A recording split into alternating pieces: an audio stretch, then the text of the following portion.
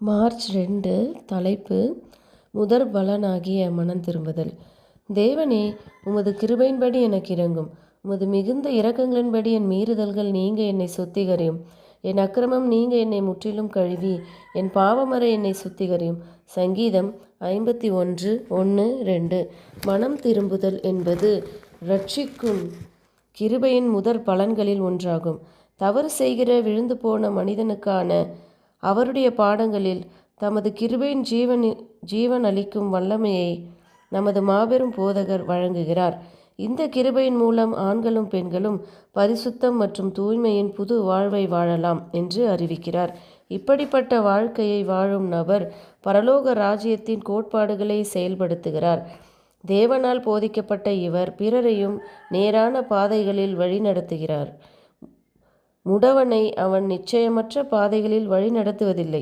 பரிசுத்த ஆவியானவர் அவனுடைய வாழ்வில் செய்யும் கிரியையானது அவன் தெய்வீக சுபாவத்திற்கு பங்குள்ளவன் என்பதை காண்பிக்கிறது. இவ்வாறு கிறிஸ்துவின் ஆவியினால் வணையப்படுகிற ஒவ்வொரு ஆத்துமாவும் கிருபையின் ஐஸ்வர்யத்தை மிகவும் அபரிதமாக பெறுகிறது.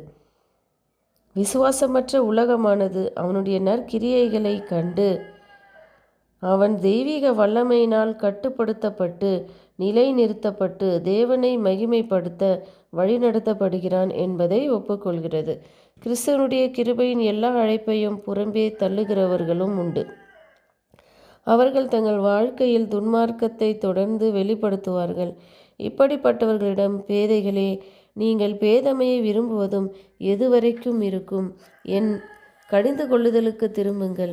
இதோ, என் ஆவியை உங்களுக்கு அருள்வேன், என் வார்த்தைகளை உங்களுக்கு தெரிவிப்பேன் என்று தேவன் கூறுகிறார். பாவத்திற்கான மனம் திரும்புதலே நமது வாழ்வில் பரிசுத்த ஆவியானவருடைய கிரியையின் முதற் பலனாக இருக்கிறது.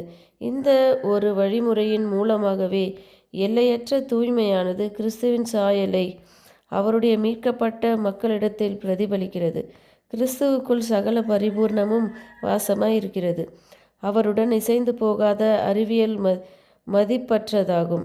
நம்முடைய கர்த்தராகிய இயேசு கிறிஸ்துவை அறிகிற அறிவின் மேன்மைக்காக எல்லாவற்றையும் நஷ்டமென்று எண்ணி பார்க்க அவர் நமக்கு கற்றுத்தருகிறார். இந்த அறிவே எந்த ஒரு மனிதனும் எட்டக்கூடிய மிக உயரமான அறிவாகும். ஆமேன்.